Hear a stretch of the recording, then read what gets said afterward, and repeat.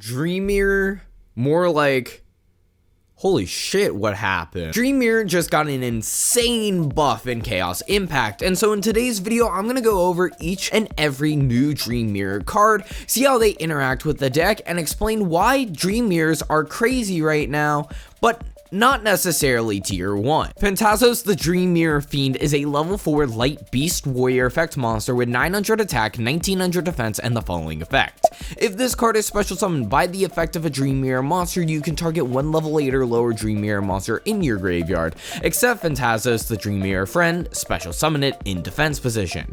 During the main or battle phase, if Dream Mirror of Terror is in a field zone, you can tribute this card, special summon one Phantasmos the Dream Mirror Foe from your deck. You can only use each effective Phantasmos the Dream Mirror Fiend once per turn. So, okay, if you draw a Kalos, the Mara variant, plus Dream Mirror of Joy, it can range in a lot of different places you can take the combo. So what I mean by this is, if you summon a Kalos, and then you activate Dream Mirror of Joy, and then you tribute a Kalos, summon the Sprite variant, and then Sprite will search Phantasmos, you can then during your end phase switch the Dream Mirror to the Dream Mirror of Terror, and then tribute your Kalos, summon the Mara variant, and then the Mara variant can special summon the Phantasmos, summoning back the Sprite from your grave, and then Sprite's gonna get you another search. So it's like a lot of pluses basically, but it doesn't necessarily mean anything substantial. I think in this scenario, you would love to have a card like a hand trap for this archetype, but we don't have a hand trap, so if we do get it, great, but right now we don't, so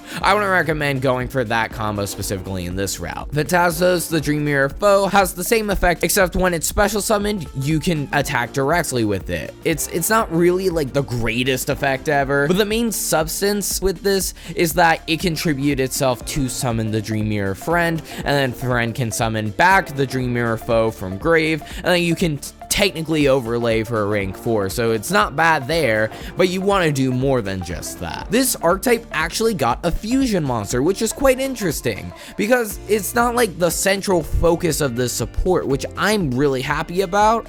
It's more so just an additional option to take with this deck.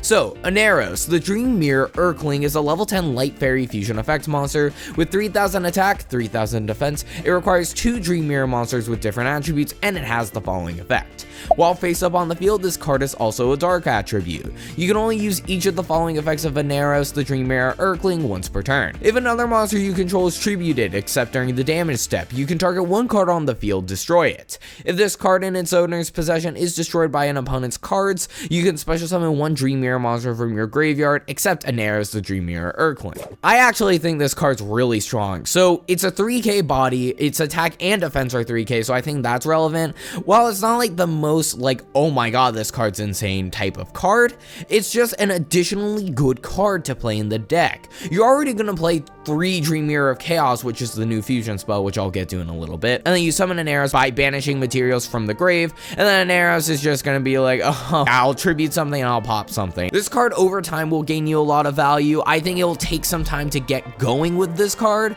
but once you do get going, it's gonna be hard to stop. And if you do stop it, well, hey, I guess I just get to summon back another Dream Mirror monster. And whoa ho ho, if I summon another Dream Mirror from my grave, it's going to trigger its effect because it will summon by a Dream Mirror. So it's absolutely fucking nuts. Before we continue, if you guys want to join an awesome community of people, make sure to go down into the description and check out my Discord. I'd love to have you there. With that very quick plug out of the way, let's get back to it. Dream Mirror Phantasms is a continuous spell with the following effect. When this card is activated, you can add one Dream Mirror monster from your deck to your hand. If Dream Mirror of Joy is in a field zone, all monsters you control gain 500 attack and defense. If Dream Mirror of Terror is in a field zone, all monsters your opponent controls lose 500 attack and defense. You can only activate one Dream Mirror Phantasms per turn. I think the main problem with it is it says monster. If it could just search any Dream Mirror card, that would put this card on a whole different level.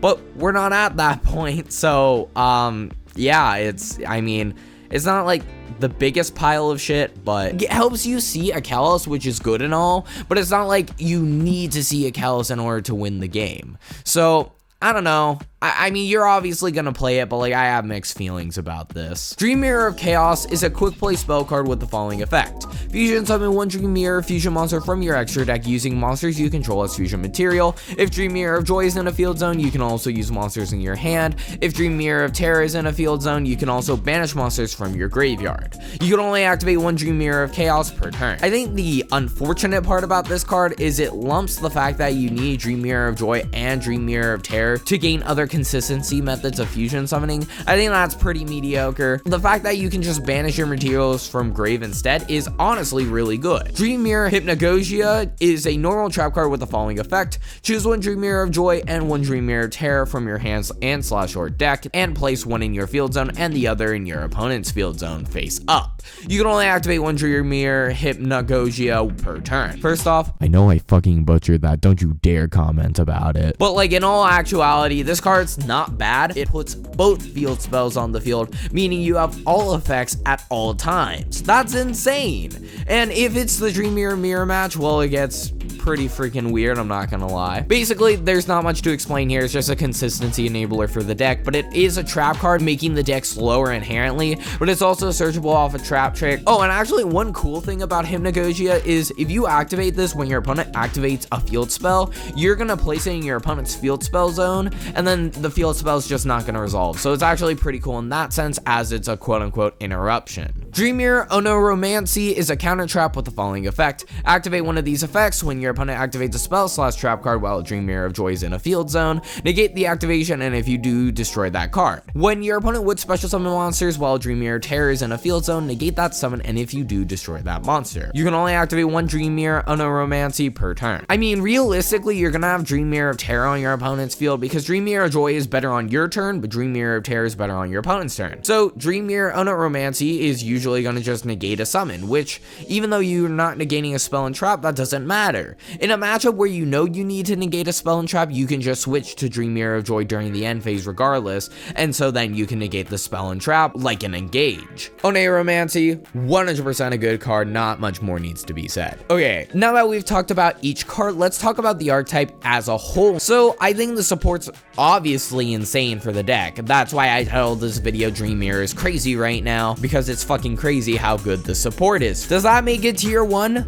No. This deck still has a lot of inherent issues. Dream Mirror of Joy does give you targeting protection, and you are plussing a good amount with Dream Mirror of Joy on field. The field spells don't actually do anything. If you draw too many field spells, that's not a good thing, but you also need your field spells in order to achieve your win condition. I think the deck is going to take a more quote-unquote stun route. At least it's going to 100% use Trap Trick. As first off, you can use Trap Trick to access your field spells, but as well you can access any other normal trap in the game, which includes Dream Mirror Fantasy, which is an insane card. If you banish your Dream Mirror of Joy and Dream Mirror of Terror, you may not have, that's okay. But like, basically my point is you can access Dream Mirror Fantasy if you already have access to field spells. So Trap Trick's gonna be really important in the deck. I think the Fusion is an amazing addition to the deck. Usually you're probably gonna hard draw the Fusion spell or whatnot, whatever the case may be. The Fusion is a nice addition to the deck. I can definitely see it being played. The deck has a lot of different routes to take now. Before you didn't really have many options, but now you can go the Fusion monster, you can search counter traps, you can search Dream Mirror Fantasy, you can search for more of a resource game. The potential is there, and I think it's really strong overall. I think the issue though is for it to be tier 1, it needs something more unfair than other decks, and I don't feel as though Dream Mirror has anything that's completely unfair about it right now.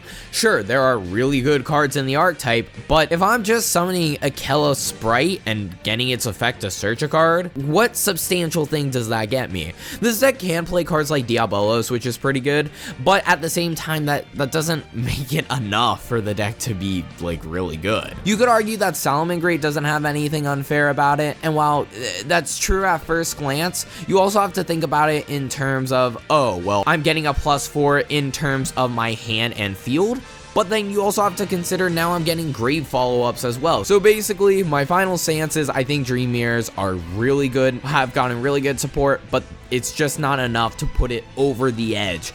Anything that could be unfair for Dream Mirrors, and maybe a special summon, because this deck is still pretty normal summon reliant. If your monster gets called by the grave, you're actually just going to lose the game outright. It's fucking depressing as hell, but besides that, I think Dream Mirrors are in a pretty good position, but they do need more to take the top deck spot. Thank you guys so much for watching this video. I hope you enjoyed. Dream Mirrors are pretty awesome, but what are your guys' thoughts? Make sure to like and subscribe if you enjoyed this video, and with that guys, I hope to see you soon.